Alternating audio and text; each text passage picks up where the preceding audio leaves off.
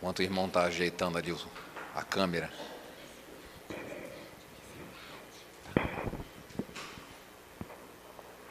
Eu convido os irmãos para abrir as nossas Bíblias em 1 Coríntios 6, os versículos 19 e 20.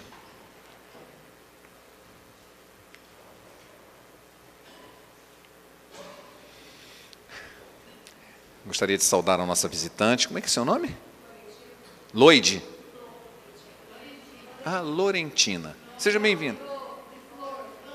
Ah, Florentina. Seja bem-vinda, Florentina. Podemos a gente chamar de Flor mesmo, né? Com certeza, né? Seja bem-vinda. Também saúdo a todos que estão conosco, e nem sempre vêm, mas é um prazer muito grande poder estarmos celebrando esse culto que é para Deus, né? Nós estamos aqui para celebrar ao Senhor. Vamos ler 1 Coríntios, no capítulo 6, são 2 versículos apenas. Um deles, a metade, todo mundo sabe de cor, né? Mas eu não gosto de tirar do contexto.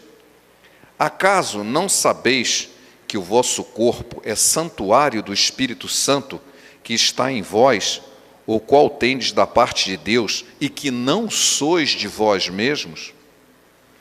Porque fostes comprados por um preço. Agora, pois, glorificai a Deus no vosso corpo. Porque foste comprados por um preço. Que Deus abençoe essa palavra no nosso coração, amém? Você já ouviu uma frase assim, todo homem tem seu preço? Já ouviram essa frase? Pois é, esse texto bíblico aqui confirma. Você foi comprado por um preço. Então, realmente, nós temos um preço, é verdade.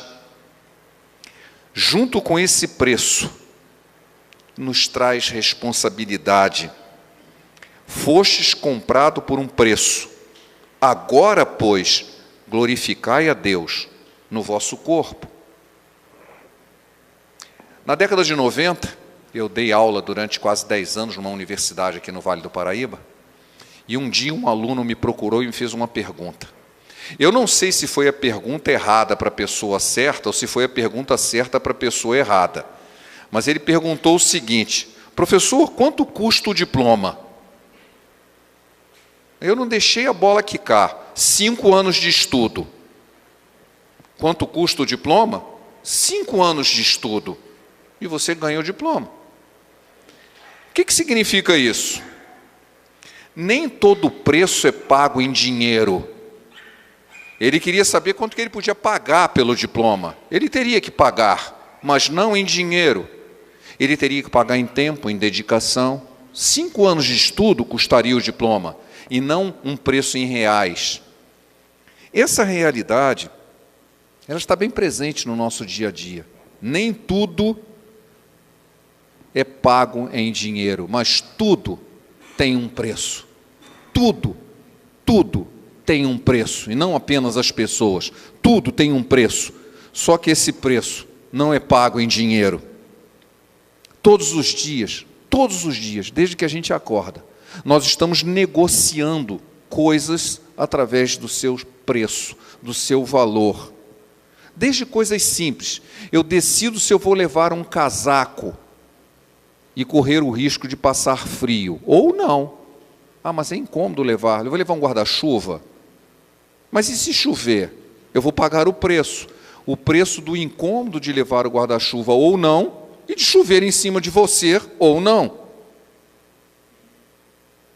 O preço de ter que estudar ou não. Eu lembrei, eu estava preparando essa mensagem, eu estava no pré-vestibular, eu fui visitar a escola de onde eu tinha feito 2º grau, e eu vi 2 adolescentes, na época, talvez um ano mais novo do que eu, estavam conversando. O que você vai escolher? Era a época de escolha, né? Eu quero escolher onde não tiver matemática. Então, eu quero escolher onde não tiver, mas não quero estudar. Eu quero escolher o curso mais fácil, eu quero um curso de 4 anos, 5 é muito. Eu quero Qual era o critério, qual era o preço? A facilidade. E eu aprendi, eu ensinava isso aos meus alunos assim, a facilidade é o caminho da mediocridade. Você quer sempre as coisas mais fáceis, você vai ser medíocre. Porque as coisas boas, as que realmente têm valor, elas têm um preço. E você não está disposto a pagar esse preço. Vou contar uma ilustraçãozinha, essa é curiosa. A minha avó, para quem não sabe, era nordestina. E ela contava umas ilustrações que os padres da época contavam para ensinar as crianças. Eu conheço algumas, vou contar uma. A história que Jesus, é uma história, tá? Isso é uma ilustração, e nessas histórias sempre Pedro é o vilão. Coitado, né? E Jesus, ele estava com os discípulos, apóstolos, e ele estava pronto para atravessar um deserto. Então ele chama os apóstolos e diz o seguinte: olha, eu quero que cada um carregue uma pedra para essa viagem que nós vamos fazer. E seguiu. Os apóstolos, assim, carregar uma pedra? Bom, Jesus mandou, e todos queriam agradar o mestre, cada um pegou a pedra mais pesada que podia carregar, uma pôs no ombro, outra pôs uma pedra na cabeça, e saiu carregando a pedra. O Pedro, que era o espertalhão da história, né? Se Jesus não disse que tamanho de pedra, nem disse para quê, pegou uma pedrinha e pôs no bolso. E saiu feliz e pimpão da vida, enquanto todo mundo estava no sol, carregando uma pedra enorme no deserto, e ele lá, tranquilo, com a pedrinha no bolso, caminharam, até que todo mundo já desmaiando, eles chegam num oásis, se juntam, caem no chão, já sufocados de peso da pedra, e o Pedro lá tranquilo, com a pedrinha no bolso. Jesus se reúne com os apóstolos assim: vamos orar. E oram. E todas as pedras se transformam em pães. E o Pedro ficou com uma broazinha desse tamanhozinho assim, ó.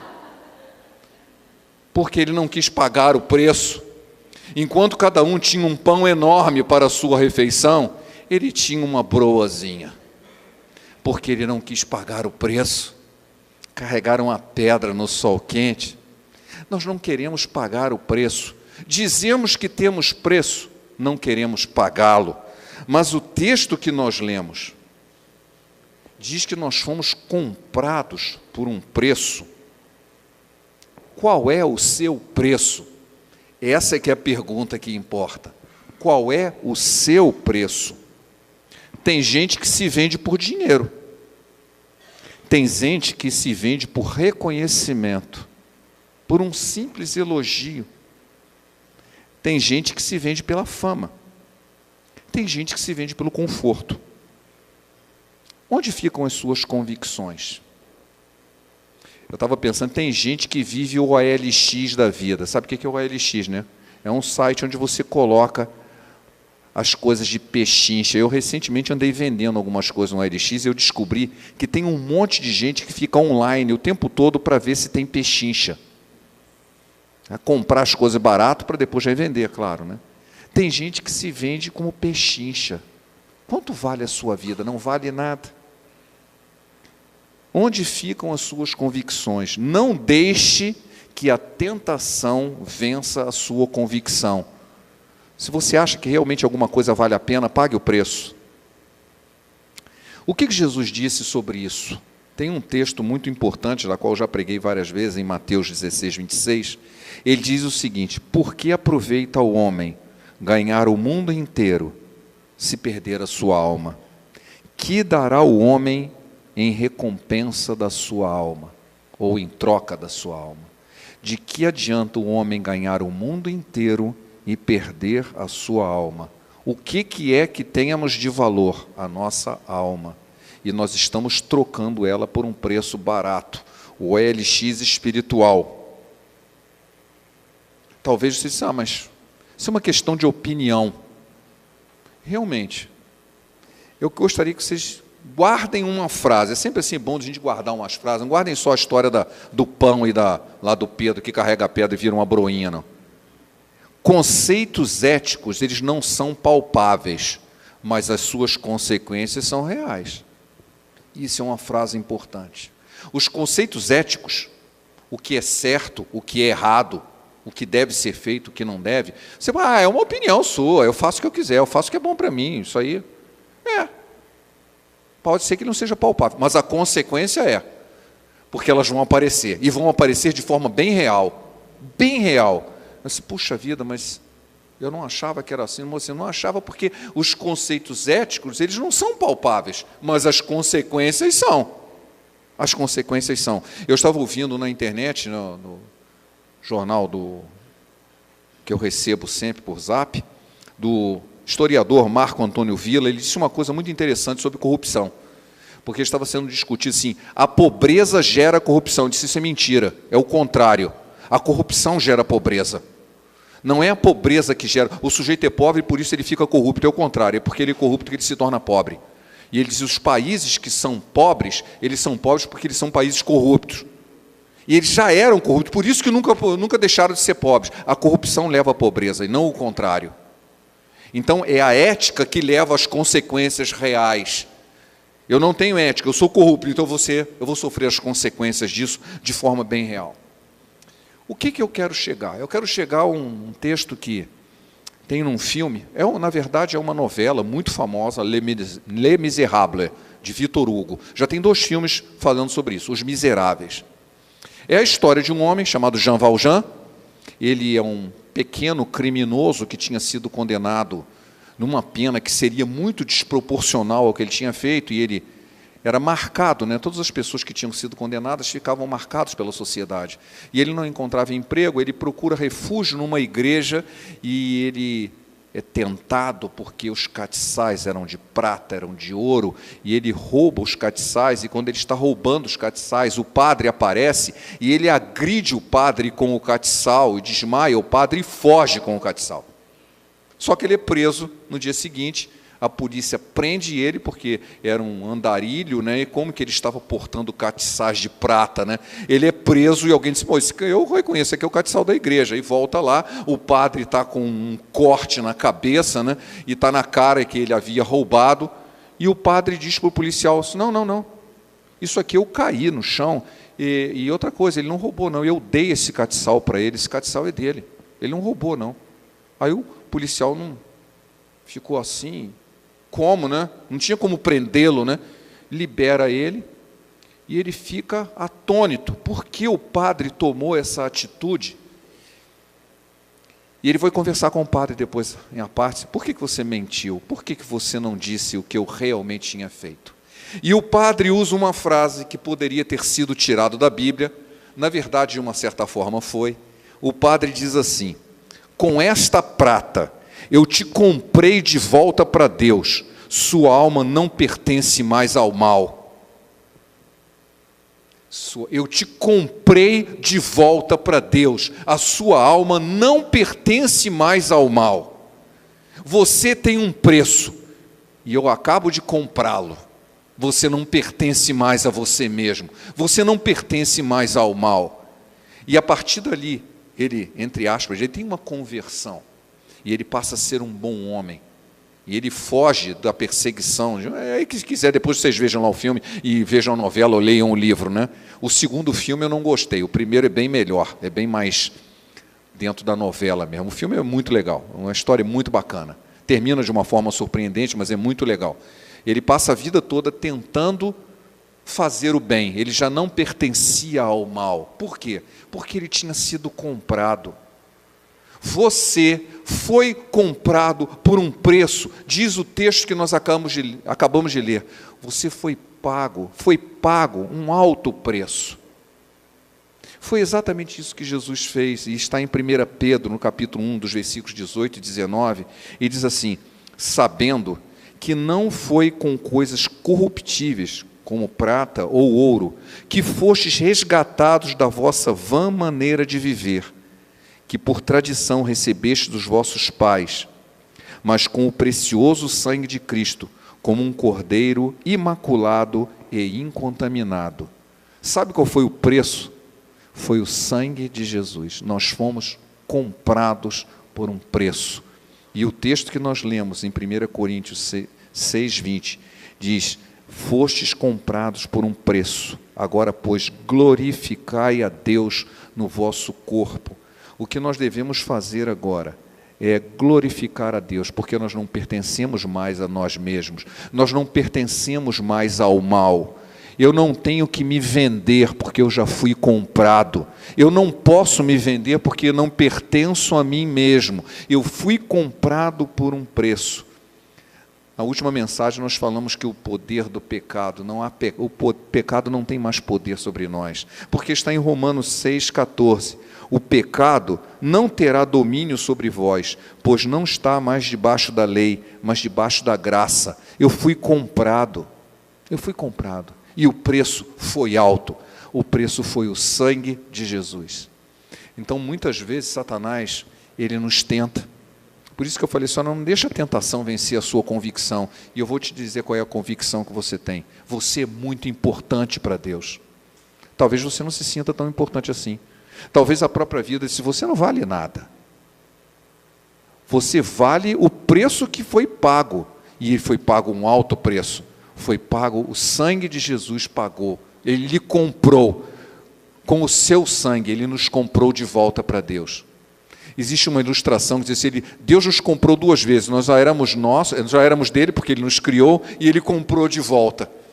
Comprou através do sangue de Jesus, porque nós estávamos extraviados, entregues ao mal. Se agora você não pertence mais ao mal, você não pertence mais a esse mundo, você foi comprado por um preço. Lembre-se disso, todas as vezes, qualquer atitude que você tomar, o texto diz, glorificai a Deus. Por quê? Porque você foi comprado, você não pertence mais a você mesmo. Não tem que ser barato, você não é barato, você é importante.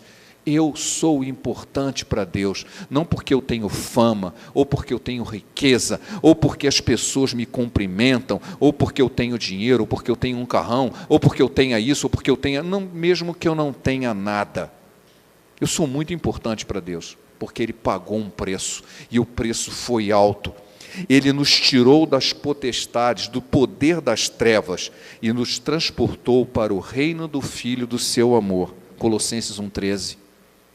Ele pagou esse preço, nos tirou do poder do pecado, e nos tirou das trevas, e nos levou para o reino do Filho do seu amor. No qual também vós, tendo ouvido a palavra da verdade, o evangelho da vossa salvação, e tendo nele também crido, foste selado com o Espírito Santo da promessa, o qual é o penhor da nossa herança, para a redenção da possessão de Deus para o louvor da sua glória. Eu gostaria até de ter uma outra tradução, e a NVI tem uma outra tradução, mas eu peguei essa tradução mais antiga, porque as palavras aqui são melhor. O penhor, quem sabe o que é penhor? É o selo. Assim, olha, isso aqui, você tem um selo. Quando você trabalha numa empresa, normalmente o patrimônio, né, tem uma mesa bonita e tem um selinho lá, assim, essa mesa pertence à empresa tal. Você não pode carregá-la para você. Os computadores, todo da empresa tem uma etiquetazinha, assim, ó, isso aqui pertence à empresa tal. O que ele está dizendo é que nós temos um selo. Assim, isso aqui pertence ao Senhor. Isso aqui pertence... Jesus, a Bíblia fala, e lá em Apocalipse fala assim, tem uma pedrinha com um novo nome escrito. Você é reconhecido por um nome. Você tem um selo. Quando Satanás chega perto, ele olha assim, isso aí não pertence a mim, não, ele tem um selo, ele pertence ao Senhor, tem um selo. Por quê? Porque nós somos possessão de Deus. O texto diz claramente isso, Efésios 1, 13 e 14. Depois você pode ler lá na sua casa, você leia lá. Nós temos um selinho, diz assim, isso aqui não pertence ao mundo, não. Não pertence às trevas, não. Não pertence ao mal, não. Tem dono.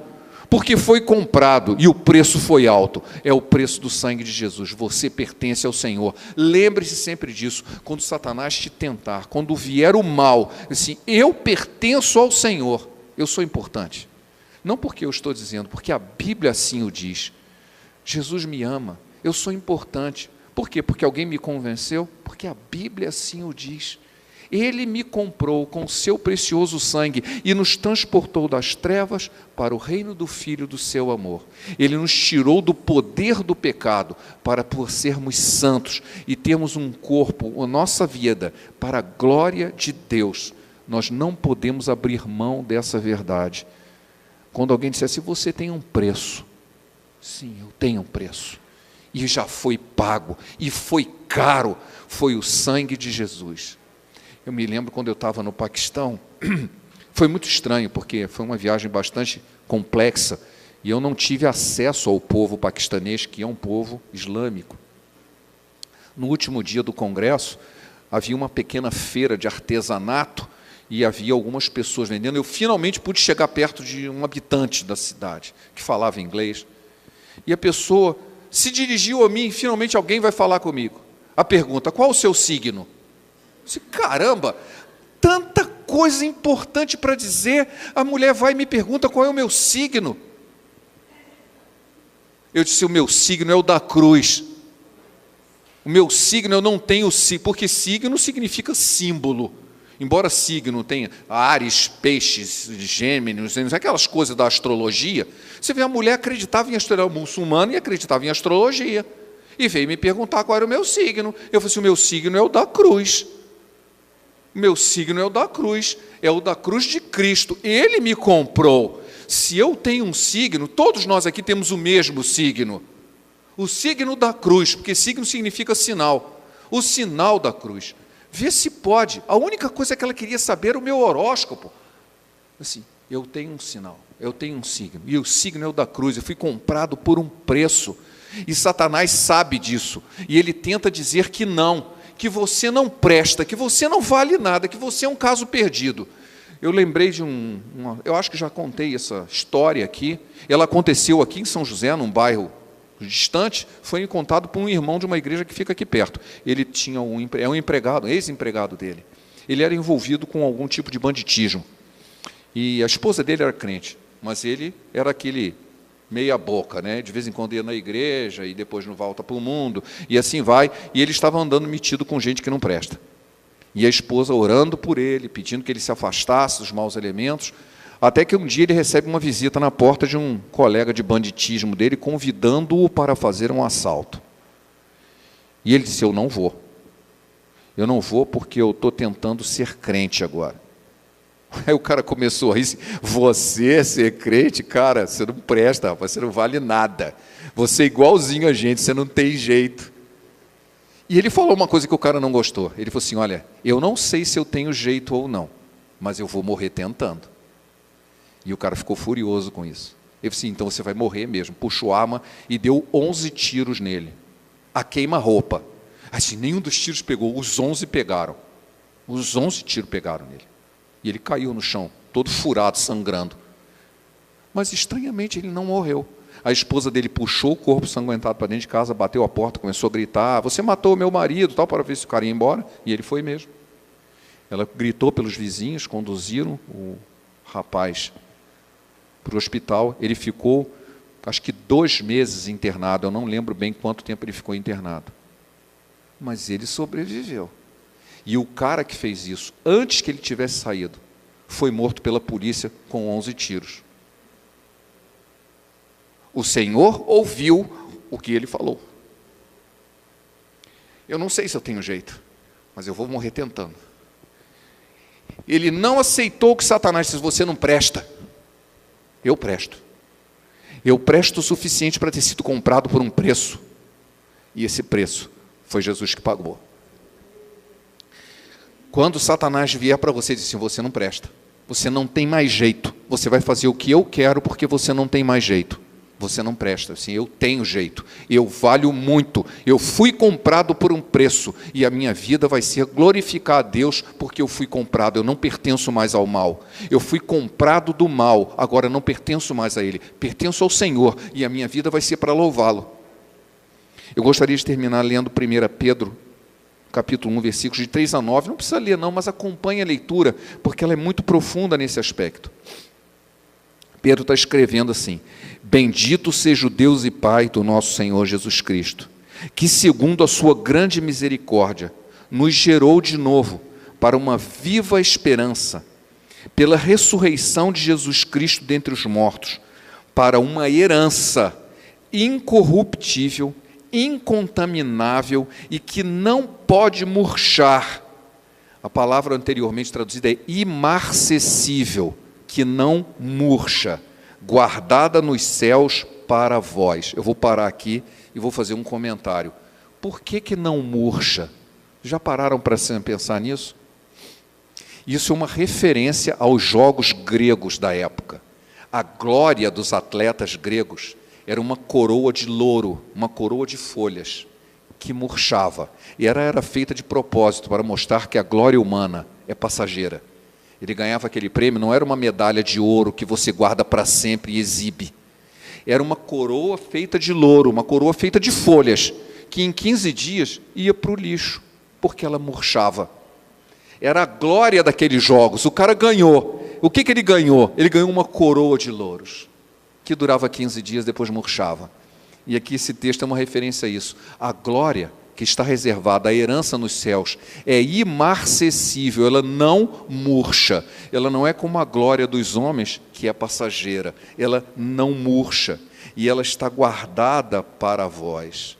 Ou seja, o que nós temos aqui não é nem sombra do que está por vir. Nem olhos viram, nem ouvidos ouviram, nem jamais penetrou em coração humano aquilo que Deus tem preparado para aqueles que o amam. Eu não conheço melhor definição do céu do que essa. Esse é o apóstolo Paulo interpretando um texto do Velho Testamento. Nem olhos viram, nem ouvidos ouviram, nem jamais penetrou em coração humano aquilo que Deus tem preparado para aqueles que o amam. Você foi comprado e você tem uma herança, e essa herança não está aqui, ela não está no banco, não está em lugar nenhum, ela está guardada nos céus, ela não murcha. É uma viva esperança, ela é incorruptível e incontaminável, e está guardada para nós. Mediante a fé, estás guardado na virtude de Deus para a salvação, é no poder de Deus, na virtude de Deus para a salvação, já prestes para se revelar no último tempo, em que vós grandemente vos alegrais, ainda que agora importa, sendo necessário, que estejais por um pouco de tempo contristado com várias tentações, para que a prova da vossa fé, muito mais preciosa do que o ouro que perece e é provado pelo fogo, se ache em louvor e honra e glória na revelação de Jesus Cristo, o qual não havendo visto há mais, no qual não vendo agora, mas crendo, vos alegrais com gozo inefável e glorioso, alcançando o fim da vossa fé, a salvação das vossas almas. A herança está garantida. No momento, talvez a gente passe por tribulação, mas a herança está garantida, porque o preço foi alto e nós fomos comprados. Amém? Vamos orar? Pai, louvamos o Teu nome pela Tua palavra. Louvamos o Teu nome pela certeza de que temos, que fomos comprados por um preço, o sangue de Jesus, que nos livra de todo o pecado, que nos livra, ó Pai, das tentações, nos dá poder para sairmos do mundo das trevas e caminharmos na luz. Que a nossa vida, Senhor, seja para a glória do Teu nome, que vivamos como aqueles que somos parte do Teu reino, comprados e lavados pelo Teu sangue. É o que Te louvamos e pedimos em nome de Jesus. Amém.